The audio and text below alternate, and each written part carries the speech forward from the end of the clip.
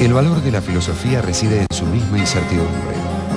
El hombre que carece de filosofía va por la vida preso en los prejuicios derivados del sentido común, de las creencias habituales de su tiempo o de su nación y de las convicciones nacidas sin consentimiento de su razón.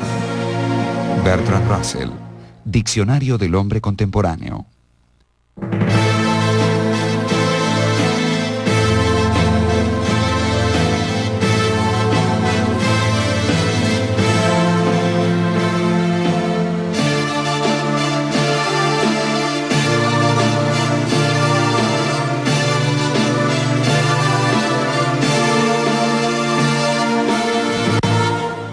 Bertrand Russell.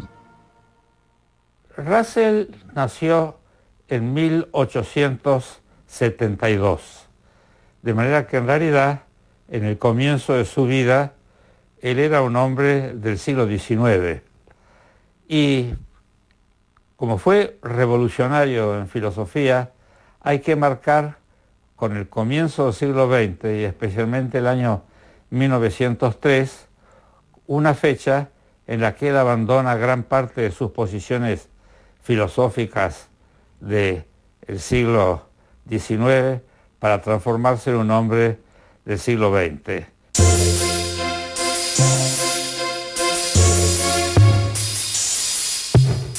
De todos los filósofos británicos del siglo XX, Bertrand Arthur William Russell ha sido sin duda el más conocido e influyente. Además de sus esenciales aportes a la lógica matemática, produjo una abrumadora cantidad de escritos sobre temas morales, sociales, políticos y filosóficos. Fue a la vez aristocrático y demócrata, liberal humanista y agnóstico. Su carácter era tan racionalista como apasionado. Tiene aportes filosóficos en la filosofía y sobre todo en la lógica, de los más importantes del siglo XX, y se destaca también su personalidad por su lucha constante en contra de la guerra, justamente sus manifestaciones antibélicas que lo llevaron 2 veces en su vida a estar en la cárcel, una vez en la Primera Guerra Mundial, en 1918, y otra vez, ya muy mayor, en 1961, manifestándose en contra de las armas nucleares. Junto con Einstein creó uno de los de las organizaciones en contra de la proliferación de las armas nucleares en la década del 50 y del 60, y escribió sobre los más variados temas. Tuvo la desgracia de perder a sus padres muy chico.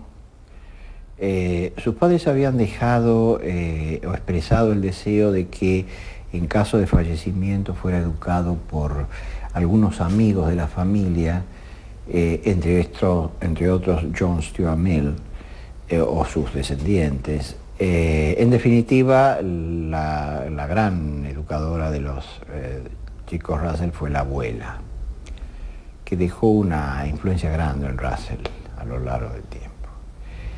Él no fue educado en colegios, sino que tuvo institutrices francesas y alemanas, de modo que era un hombre que hablaba fluidamente esos 2 idiomas. Bueno, en definitiva, terminó yendo a la Universidad de Cambridge a hacer su estudio universitario, trabajando sobre todo en el área de matemáticas, que es en realidad el origen de su preparación. En general, la filosofía va después, o se inicia después, sobre todo con su amistad con George Moore, que es su gran compañero en esas épocas. Cuando Russell llega a Cambridge a los 18 años, Cambridge es un centro de predominio del idealismo alemán, de corte hegeliano. Russell reacciona en contra de esta tradición. Es la revuelta que él, junto con Moore, realizan en contra del idealismo alemán. ¿Cuáles son los motivos que lo llevan a él a renunciar y reaccionar en contra del idealismo alemán? Bueno, yo diría principalmente su temperamento crítico, su temperamento algo escéptico y su sólida formación científica. No podían, con estos tres elementos, continuar adherido a posiciones del tipo idealista.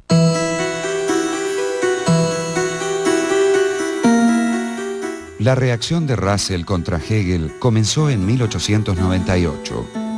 En el año 1900 publicó Exposición crítica de la filosofía de Leibniz. Afirmó allí que la metafísica occidental, basada en las categorías de sustancia y atributo, no era más que un reflejo, en cierto sentido implícito, de la estructura proposicional con su sujeto y su predicado. La idea es que la proposición, que el lenguaje refleja la realidad y que hay una similaridad de estructura entre el lenguaje y la realidad a la que el lenguaje refiere. Entonces, el análisis del lenguaje no es algo que se acaba en el análisis del lenguaje, sino que nos permite acceder a la realidad. Es una suerte de puerta de entrada o trampolín con el que lanzarse y descubrir la estructura de la realidad. Entonces la filosofía no es análisis del lenguaje. El análisis del lenguaje es una técnica para conocer la realidad. Porque en definitiva Russell lo que quiere es conocer la realidad. Lo que piensa que debe hacer la filosofía es conocer la realidad. Ahora, esta tesis de isomorfismo estructural tampoco hay que entenderla en el sentido que Russell estuviera pensando que el lenguaje coloquial, el lenguaje nuestro de todos los días, el lenguaje habitual, natural, corriente, no es este el lenguaje que es isomórfico con la realidad. Lo que él le piensa es que ese lenguaje, el lenguaje coloquial, que tiene una forma gramatical, una estructura gramatical, la que todos conocemos y la que nos enseñan en el colegio, no es esa la estructura que va a ser isomórfica con la estructura de la realidad, sino que el lenguaje coloquial requiere una reformulación, un análisis, para descubrir no la forma gramatical, sino la forma lógica, lo que él llama forma lógica del lenguaje.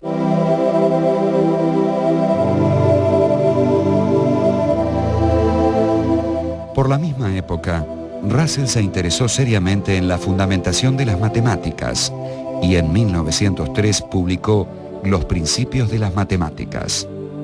En los años siguientes, acometió junto con otro filósofo británico, Alfred North Whitehead, el intento de fundar sistemáticamente la matemática pura a partir de la lógica. El resultado fueron 3 volúmenes publicados entre 1910 y 1913 bajo el título Principia Mathematica. Y escribió uno de los libros más difíciles que hay todavía en la actualidad, en 3 tomos de 800 páginas cada uno, editado en Cambridge, que era el Principia Mathematica, un intento de fundamentación de la matemática hecha con el nuevo lenguaje lógico de la lógica matemática y con muchas de las técnicas que la matemática moderna iba ofreciendo. Porque esa obra, que son 3 volúmenes, que hay que hojear, a mí me produce la sensación de cómo una mente, o 2 mentes en este caso, pueden haber hecho eso, ¿no? Probado cientos y cientos de teoremas, se ha intentado y se ha logrado poner eso en un modelo, en un programa de computación, con lo cual se ha determinado que una enorme cantidad de esos teoremas son correctos en cuanto a su formulación, etc. Así que es una obra que es una de las grandes obras cumbres de la humanidad. Entre los aportes más significativos de Russell a la lógica hay que nombrar el descubrimiento de la paradoja que lleva su nombre y la solución que le propuso bajo el nombre de teoría de los tipos. Si uno no tiene cuidado en el desarrollo y fundamentación de la propia lógica, se pueden producir contradicciones nada menos que dentro de la lógica misma, que de alguna manera había que solucionar. Y una de las llamadas paradojas, y en realidad habría que llamar antinomias, contradicciones principales que se deben a Bertrand Russell, es la que se llama precisamente la antinomia de Russell. Entonces la paradoja de Russell, que justamente muestra una inconsistencia en la noción misma de conjunto o de clase, sin ningún agregado adicional, simplemente la misma idea de clase parece llevar a paradojas. La paradoja de Russell consiste en lo siguiente. Consideremos la clase de todas las clases que no son miembros de sí mismas. Pero si esta clase no es miembro de sí misma, entonces lo es. Y si lo es, entonces no lo es. Dicho de otro modo, tanto si suponemos que esta clase es miembro de sí misma, como si afirmamos que no lo es, caemos en una contradicción. El modo de salir de la aporía fue la teoría de los tipos.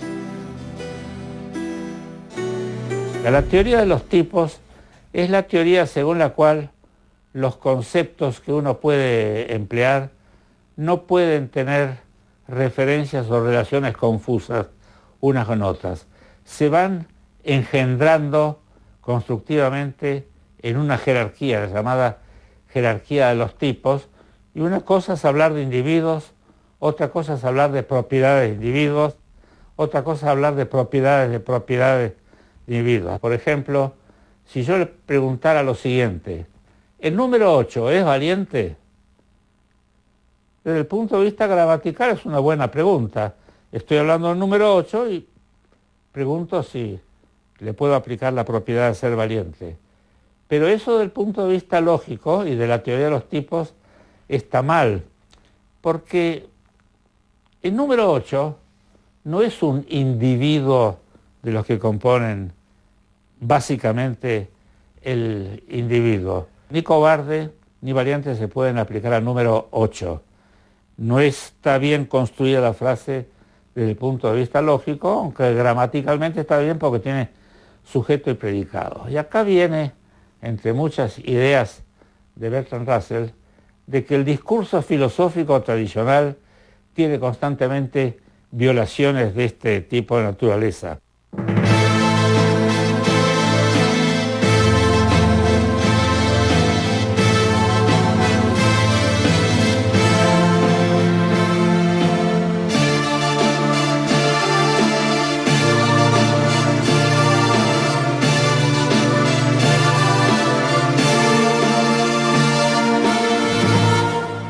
Bertrand Russell.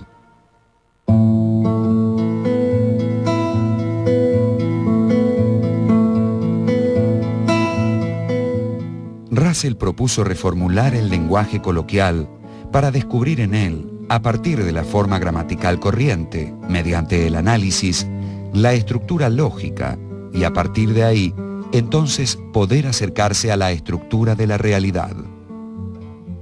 No es el análisis del lenguaje coloquial lo que le importa, sino el análisis del lenguaje que él llama lenguaje lógicamente perfecto, o lenguaje ideal, o lenguaje artificial, algunos han dicho. En los comienzos de Russell, cuando escribe los principios de las matemáticas, él está pensando que el lenguaje coloquial es un lenguaje que funciona como algo así como guía, o como índice fidedigno de cómo es la realidad o cómo es la estructura lógica. Y esto lo sostiene al principio, pero después empieza a pensar, por consideraciones diversas, empieza a pensar que no, que el lenguaje coloquial no es un camino adecuado, ni es una guía, ni es un índice para acceder a la estructura lógica.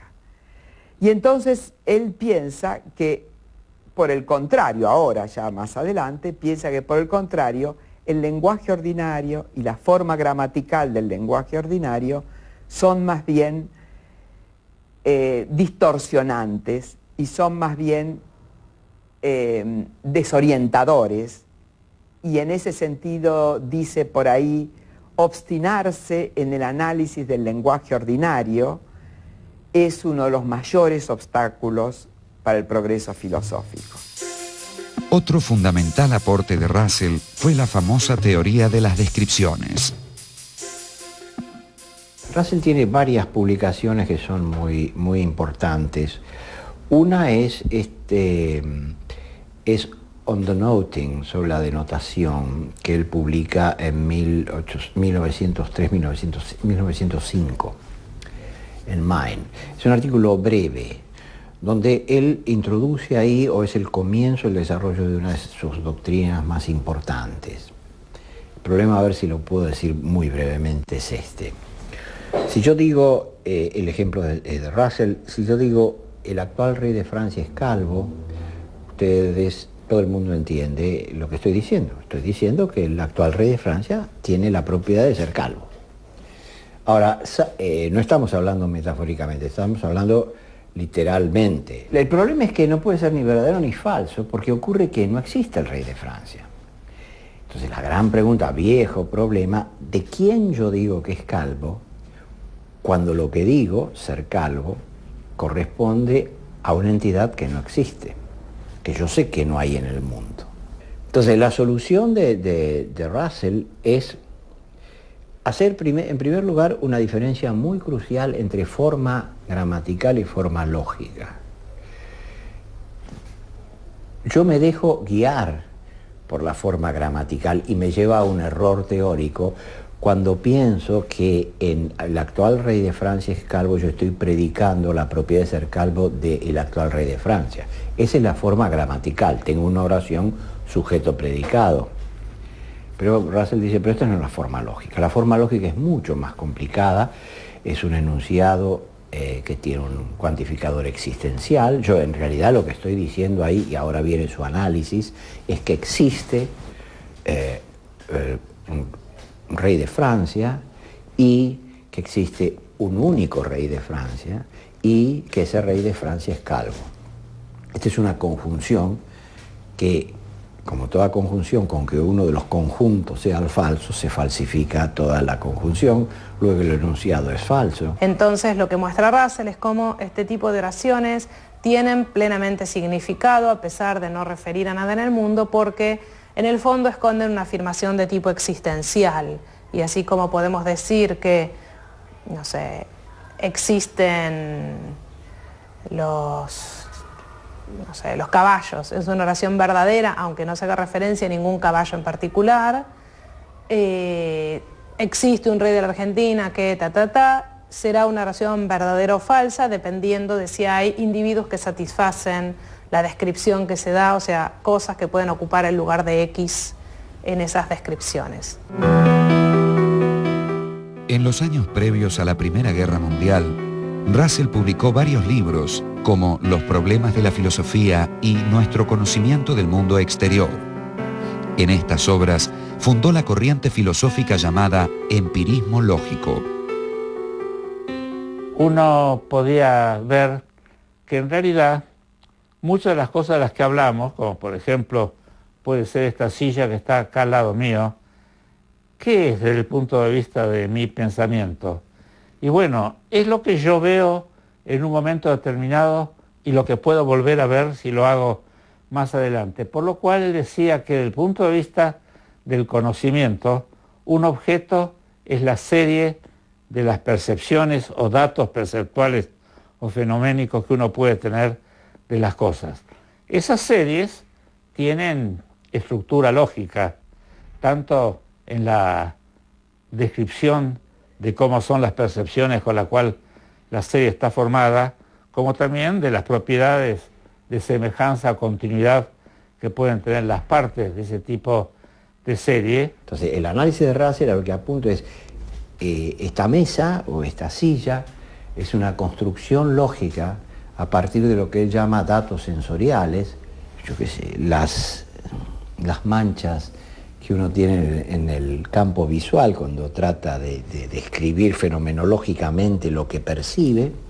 Esos datos sensoriales tienen entidad, no son meras sensaciones, tienen entidad, y entonces la mesa es una construcción es algo que hemos construido a partir de estos datos básicos, con más un aparataje lógico. Por ejemplo, la mesa es la clase del conjunto de perspectivas que se tienen, actuales o posibles.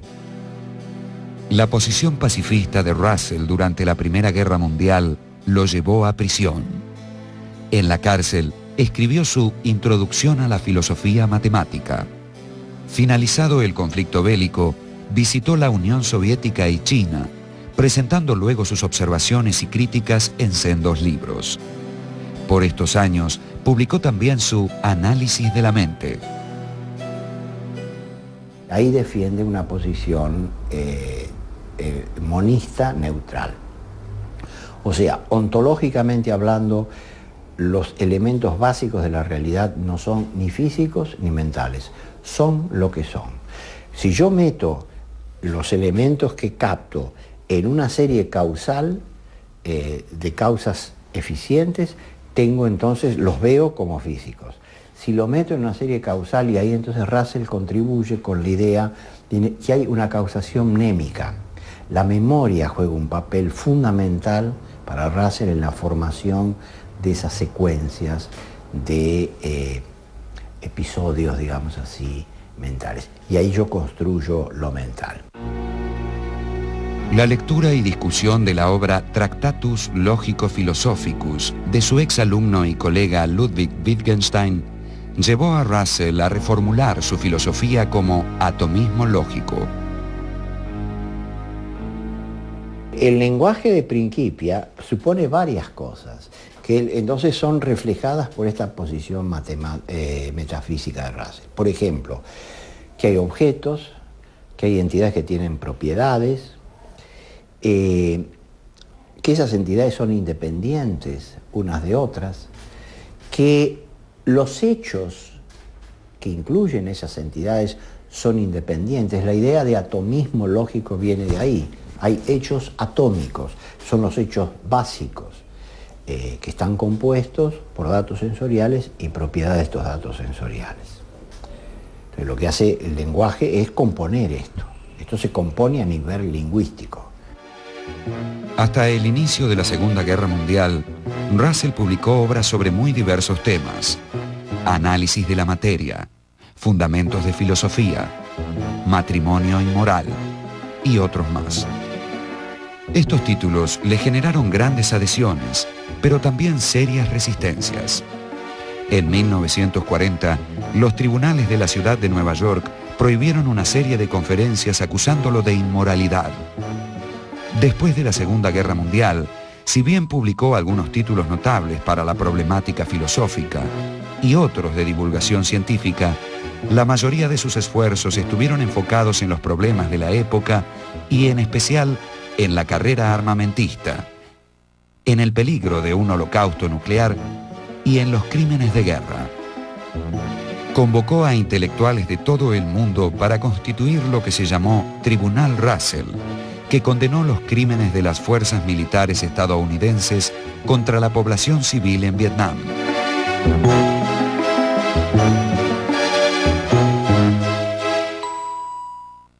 Como recompensa a sus grandes méritos y vastos esfuerzos, en 1952 recibió el Premio Nobel. En 1952 ganó el Premio Nobel de Literatura, que en realidad pienso yo que se lo dieron porque escribía muy bien, y sus libros filosóficos no son esos libros de dificultad de lectura terrible que uno puede encontrar, por ejemplo, en filósofos como Hegel. Él escribe más sencillo, es realmente un hombre de comunicación muy accesible para la gente. Por un lado, las contribuciones en el ámbito de la lógica, los fundamentos de la matemática. Por otro lado, los aportes de Russell en filosofía, yo diría teórica, o sea, básicamente en teoría del conocimiento y metafísica. Y finalmente los escritos que tienen más un tono político, político-ético, y que abarcan cuestiones como el matrimonio, el sexo, la religión, sus luchas en contra de la guerra y en pro del pacifismo y el desarme nuclear, etc. Él en la introducción a su autobiografía dice que hubo tres grandes ideas que fueron el motor de su vida, que son el amor, el conocimiento y la piedad. Y de alguna manera este amor al conocimiento es lo que guía toda su investigación filosófico-teórica.